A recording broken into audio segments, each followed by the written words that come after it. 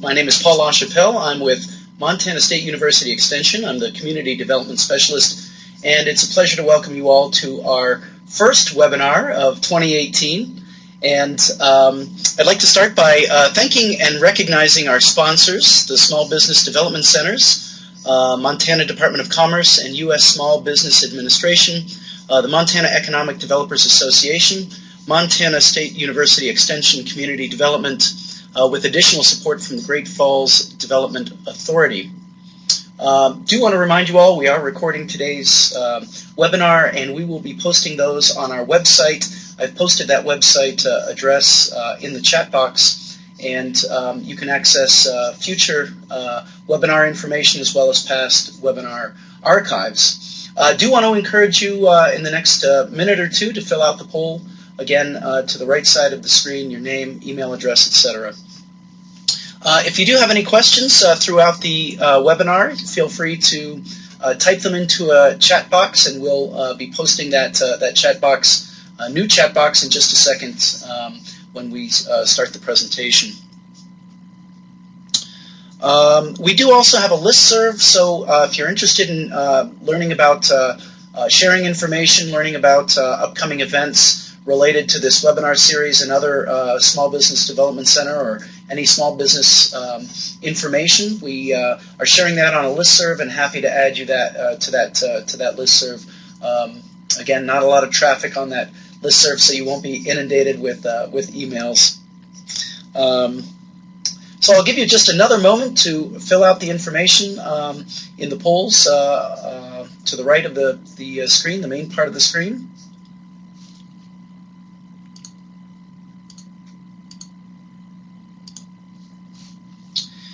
And with that,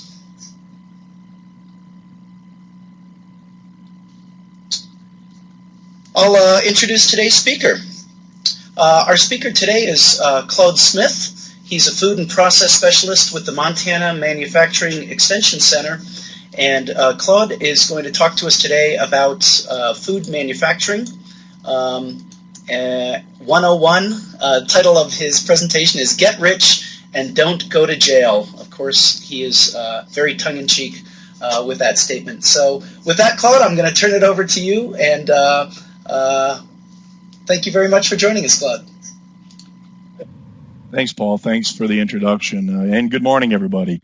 Tongue-in-cheek for sure, but as we go through this presentation, there are some teeth in the food safety regulations. So let's get at it. You'll see here on the first slide, get an idea of what we have in Montana for food manufacturing. 368 in 2017. We have a few more since then. So we have a large number of food manufacturers. Almost all of them are small, which means they have their own particular challenges. Let's go ahead here.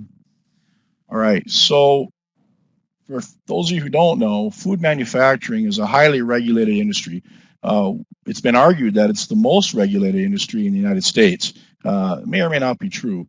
The reason being, of course, is because people eat food manufacturing products, and that's a very intimate relationship with your customer. And if things go wrong, things can go really wrong really fast. It's quite a bit different than having a defective mechanical pencil or a computer mouse or something like that. And as you see in the third bullet point there, it's really one of the few industries where losing a customer might be a little more literal than it is in other industries. All this started more or less in 1902.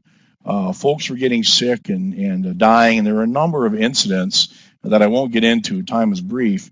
But essentially, the Poison Squad, that's what they named them. Actually, they didn't name themselves that. A newspaper did. The name stuck, and it was a bunch of industry people, some college students were volunteers, a few academics, just a hodgepodge of people. And what they ended up doing, honestly, is feeding poison to each other and documenting the results, you know.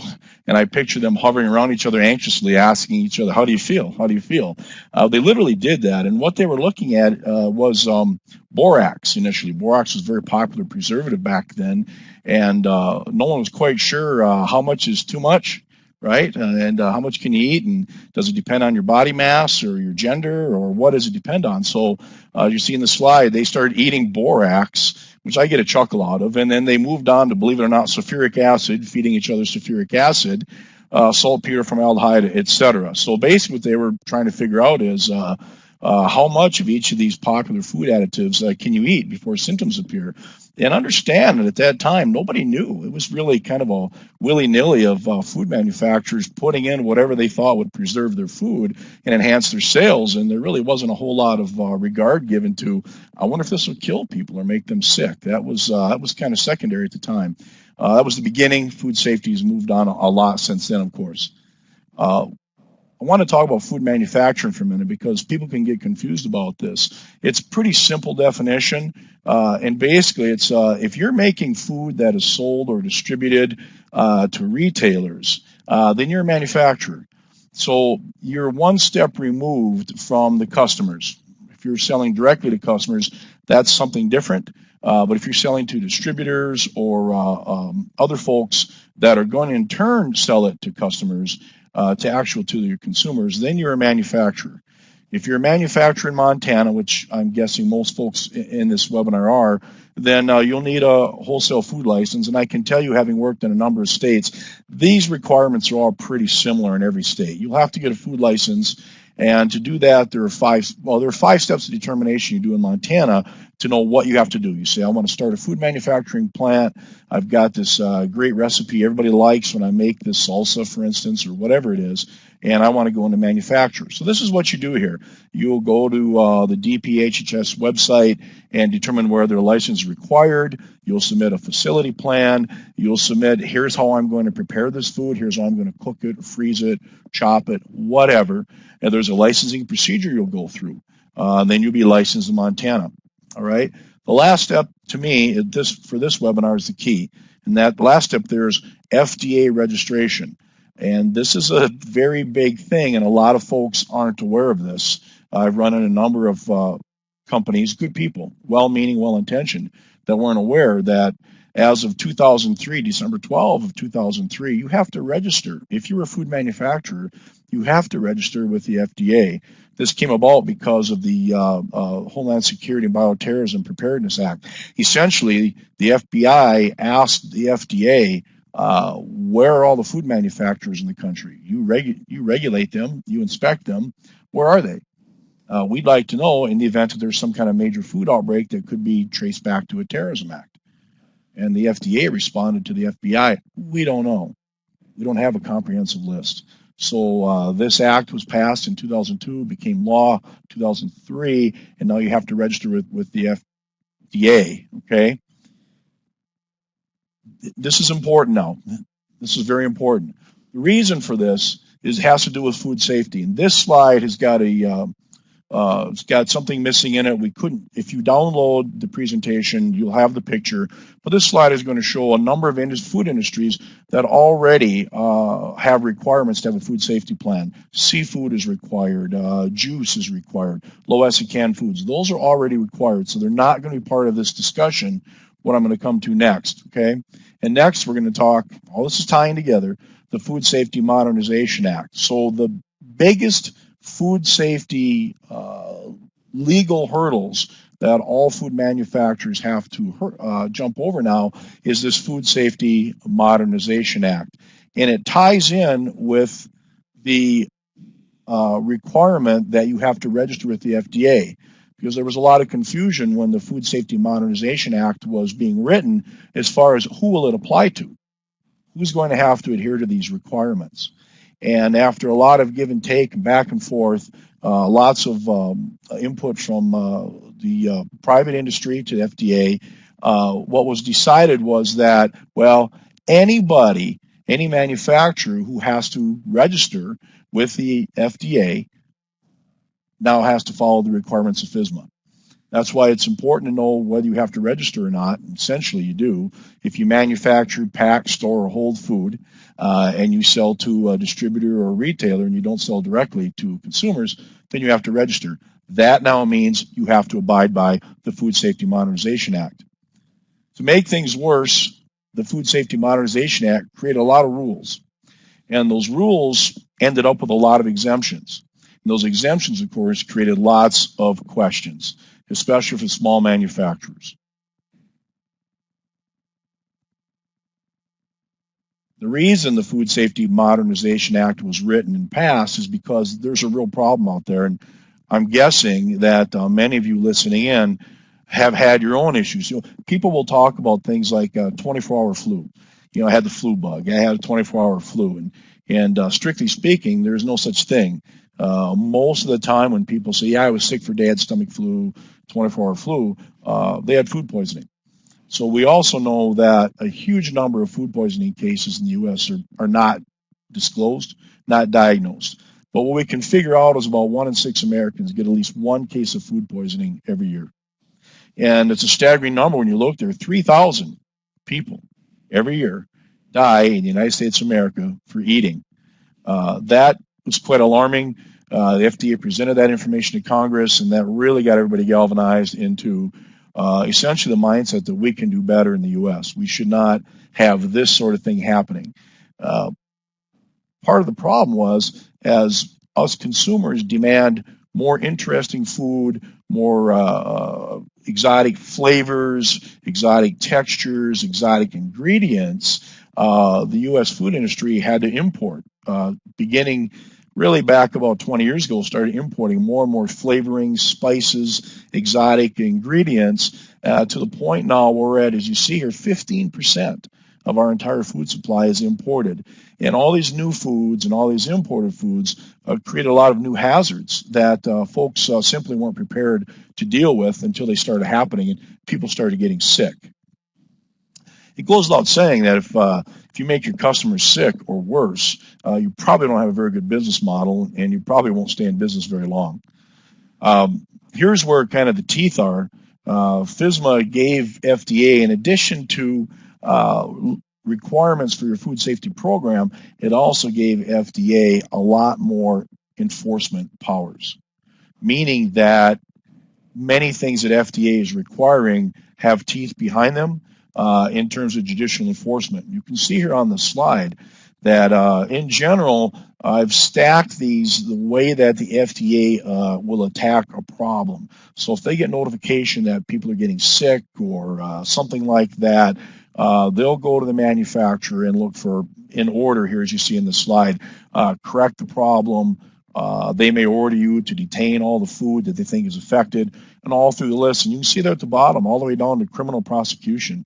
The FDA and the Department of Justice have an agreement. They've worked very closely together where the Department of Justice has told them, yes, if you get to the point where people are not obeying the law and endangering public health, we'll prosecute them. And that has, in fact, happened. There are people that have been prosecuted under the Food Safety Modernization Act. So a summary here of what I talked about a few minutes ago in terms of, well, do I have to abide by the Food Safety Modernization Act? Does it affect me? How does this work? And here's a slide that lays that out. All facilities that are required to register with the FDA, you'll have to abide by whatever sections of the Food Safety Modernization Act affect you. So here's some of the information here. If you manufacture, process, pack, or hold food for human, and this is important as well, and I know you folks interact with a lot of business owners, entrepreneurs with ideas.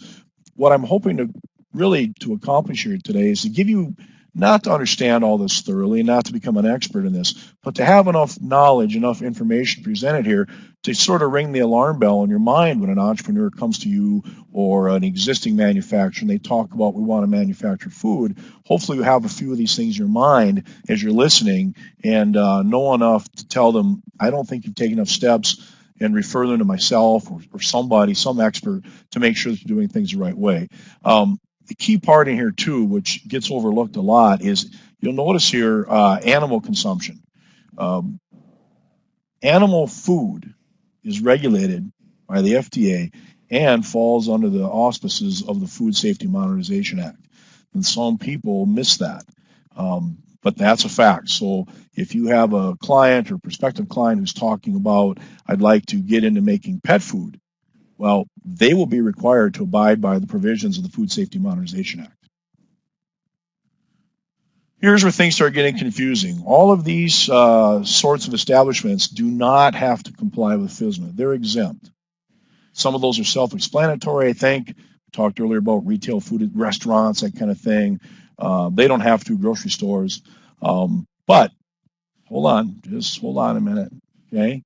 Wait, I want to go back to the slide a moment. I missed it. Number one, farms.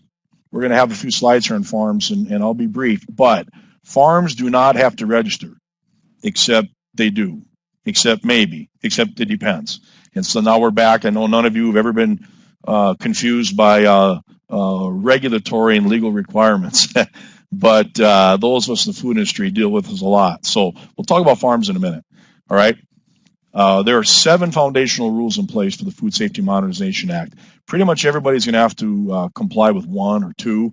Some folks will have to comply, depending on the nature of their business, maybe with all 7. So let's hit them real quick. Here they are. These are the 7 foundational principles of the Food Safety Modernization Act.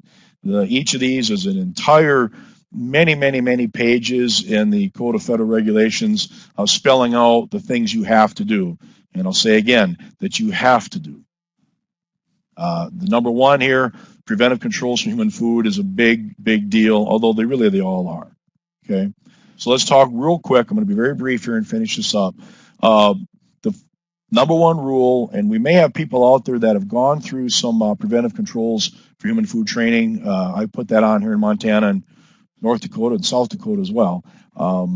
People are required to get this training if they fall in certain categories. But just take a look at all these requirements that you have to have in a written food safety plan. It has to be written. It can't be, well, we all know what to do. That does not comply with the law. You must have a manual, a plan, written. It has to include all these things, including, if you look at point number 7, you have to have a person on site who's been trained and certified as a preventive controls qualified individual. Again, this is all mandated now by the Food and Drug Administration. The FDA had to define what is a farm. Huge arguments about farms. What's a farm?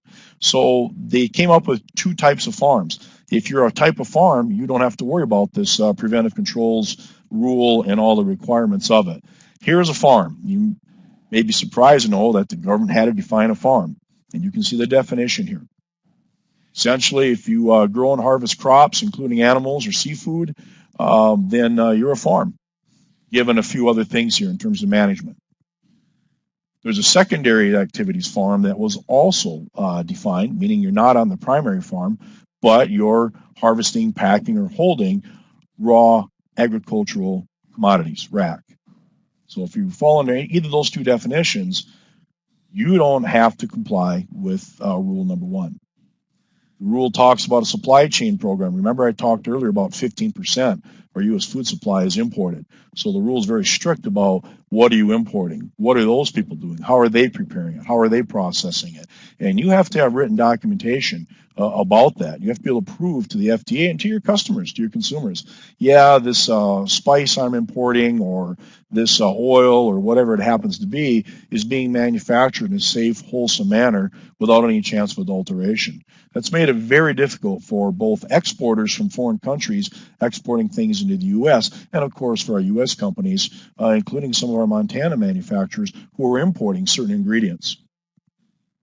There's a bunch of other stuff. The big one here I wanted you to know about is food manufacturers now required to train and educate their employees. Before it was suggested, but now you have to have a written training program and documentation that you trained your people. And because it's the government, there's all kinds of compliance dates and requirements. We've already had the first 2 compliance dates for large manufacturers, meaning more than 500 employees. And then the next tier of manufacturers, they had to comply with most of the rules. The 7 rules came online at different times, and so there is not one particular date where you must be in compliance with FSMA. There are 4 or 5 different dates, depending on which rule of FSMA applies to you, just in order to make things more confusing for you. And lastly, you'll see here, very small businesses, less than $1 million in sales, ultimately they got exempted from rule number 1, except you see the fine print here on the slide, all the food distributors of any significant size that I've encountered or people I know have encountered, they're all requiring you to follow rule number 1, regardless of your size. And the logic for these distributors is that we want the safest possible food that we're going to sell to our customers. And it just doesn't ring well in their company to say, well, we have some small companies that don't have a food safety plan, but they do a good job. So we're seeing more and more of that, despite the fact that legally, if you're less than $1 million in sales, you don't have to comply with rule number 1. From a practical standpoint, yeah, you do. A bunch of exemptions. I'm short on time here, so I'm not going to go through all these exemptions. Again, the idea here is just give you a sense of what the Food Safety Modernization Act is, how not to go to jail. There's an awful lot of stuff you have to know about, so just get a sense of this, and you can read more carefully if you want to download this presentation. This one I want to hit because you see here in red, it gets asked a lot. Initially, breweries and distilleries were part of the Food Safety Modernization Act because the FDA says things you drink are food. And I can't argue with that. I would think nobody out there could argue with that. But because of everything I've already said, it wasn't quite that simple. So, breweries and distilleries, here are the rules on them. Jurisdiction is handled by the TTB, so they're not going to be bound by preventive controls. Initially, they were. And then there were some last-minute changes. Now they're not. Okay, so all that will happen now is, oh, by the way, you'll still have to use good manufacturing practices. You'll have to be clean, train your employees, don't contaminate your products in any way. If there is an issue, if somebody hears about a consumer getting sick or a piece of glass in a bottle or whatever, then the TTB will call the FDA. The FDA will come into your facility, and that can go a lot of different ways depending on what they see and what they find. Preventive controls for animal food is required if you make animal food. There's some exemptions because, of course, there's exemptions.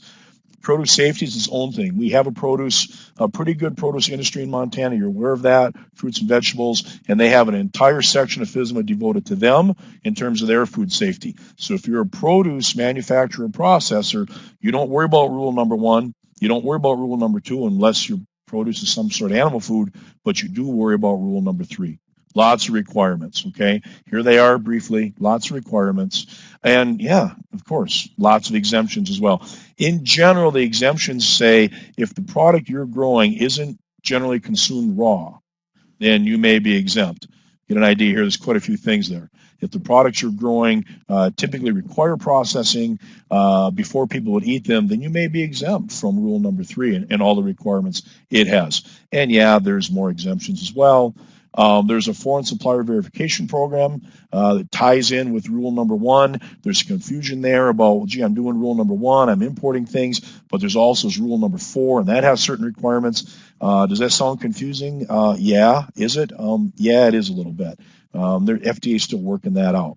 Okay, but basically, if you're buying food from a foreign supplier, they have to have a food safety plan in place equivalent to what the FDA would require if they were here in the States. All right, bunch of exemptions. Rule number 5, we don't care about. I don't even want to talk about it.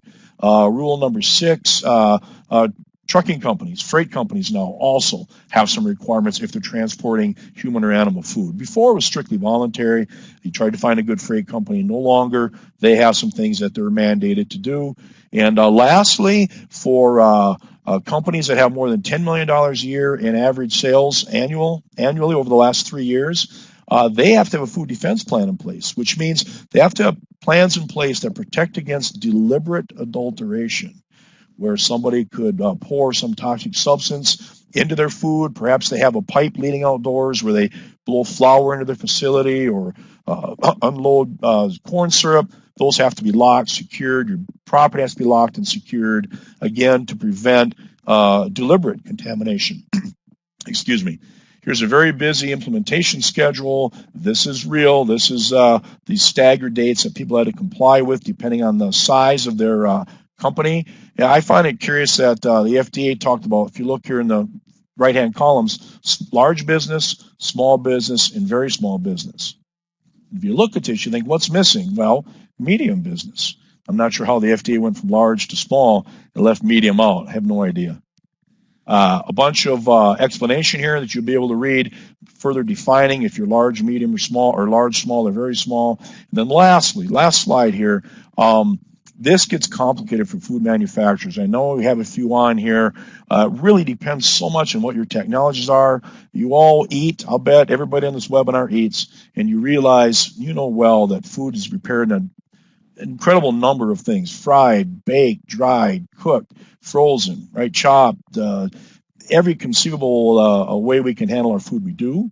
And those matter. Those ways you process your food, if you're a manufacturer, the risks involved in those are different. Each type of process has a different risk. So get expertise, use these resources, and find people to help you make sure you're complying.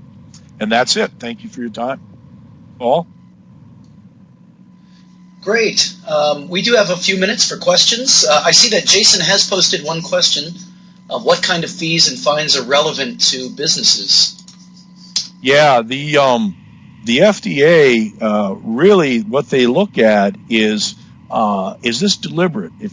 If they find that the company has tried to cover problems up, and they have actually found that they've lied about in their paperwork, they've tried to cover problems up, then it will go all. And if there's not much cooperation, they have put people in jail. There are executives in jail right now. And here's a scary thing: they will go for the executives, the owner, president, the quality director, the people that were directly involved in the cover-up or the deliberate misuse of company records. Less than that, there are fines involved. Although the FDA has said they really don't want to fine people, they want you to voluntarily recall your product and fix your problems. If you can do that, if you're cooperative, and if you do things the right way, there won't be a fine, generally speaking. They're fining and jailing people who just keep trying to lie and use subterfuge to get away. Great. Another question's been posted. Claude, I assume you can read that? You can see it? It says, register or have any special licenses? It is all prepackaged. Oh, it must be for someone in particular. Well, if what this means is you're buying prepackaged food from somebody, from a manufacturer, and then you are in turn selling it, then yes, you fall under, if you go back to that slide on are you a food manufacturing facility, and it says manufacture, pack, process, or hold food. And if you fall under the definition, we hold food, and then we further sell it, then yes, FSMA does apply to you, whichever of the 7 rules may or may not apply to you. Yes. Great. I think we got another question coming in. Other questions to come up, I'll just remind our participants we do have an evaluation. We'd really appreciate your feedback via this evaluation. I've posted the link there. Jason, anything that you wanted to? I've seen you've posted some information there. Any words that you want to add to this as we're waiting for other questions to come up? I'm just putting in some contact information for how people can reach out and find the technical service advisors available to you. Some are free, some like Claude are fee for service, depending on the service being provided. Obviously, Food and Ag Development Centers operate statewide. I know we have Havre here and Great Falls on the call today, also located in Ronan and Joliet. Small Business Development Centers, there are 10 SBDCs statewide, covering every square inch of the state. Same goes for MMEC. Folks like Claude operating around the state. Claude's the best guy there is, so we get contacts for Claude services around the country as well. So there are services available to you if you do need them. And thank you for attending, just as my last Thanks, word. Jason. Claude, I assume it's okay if I post your phone number and email address? Yeah, I wanted to make that point, and Paul and I appreciate that. I worked with a lot of our food manufacturers in the state. I welcome calls, I welcome emails. I'll give you advice for free. I'll help you as much as I can, up to a point. If it's something where you want me to come do something or audit your facility or help you prepare, then we have to discuss fees. But in terms of some questions now and then, some clarifications, I'm more than happy to do that. I want you to be successful. I want your clients to be successful. So don't hesitate to ask. Great. We do have another minute or two for any last-minute questions. And again, I'll post our small business website. That information you can access past webinar recordings as well as handouts that have been provided by past presenters as well. Other questions for Claude?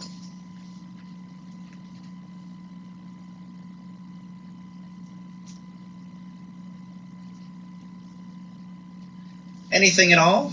Claude, any last words from you? I don't like to talk about this in some respects because it's scary for people that have good ideas, good people, they want to get into food manufacturing. It's not as hard as it might sound. We can navigate this stuff. Everybody does it. We all know there are many, thousands, tens of thousands of food manufacturers across the country. You can do this. Your clients can do this. It's not as overwhelming as it seems. So I don't want it to be discouraging. At the same time, be aware that you're going to be making people's food. And so we have to do it right. I guess that would be the last thing I would say, Paul. Great. Thanks so much, Claude. Really appreciate the great information you've provided. And for everyone else that's joined us, thank you for your time today. Again, we'll be posting the archive of this webinar on our small business website. I've posted that website. You can also join the listserv and get information about past and upcoming webinars. And Jason, you've just reminded me we do have upcoming webinars. And our March webinar is, I think it's still pending. Do you know if we've confirmed that individual for the first Thursday in March? That'd be March 1st. Yes, our next one, March 1st, is on government contracting. Patty Cox out of the Missoula Procurement Technical Assistance Center is going to talk to us about government contracting and using government contracting as an option for growing revenues or diversifying your business. It'll be Patty Cox out of the Missoula. And again, we'll be posting that as soon as we've got that information and that flyer. April 5th, Thursday, April 5th, same time, we'll be presenting a webinar titled Keys to Hiring the Right Employee. Charla Merja, I hope I pronounced that last name correctly. She's the Educational Partnership Coordinator with Great Falls College. Will be presenting on hiring the right employee. So with that, if there's no further comments, questions, I thank you all. Have a great day. Thanks again for joining us for the Small Business Webinar Series. We'll hope to see you next month. Bye all. Bye.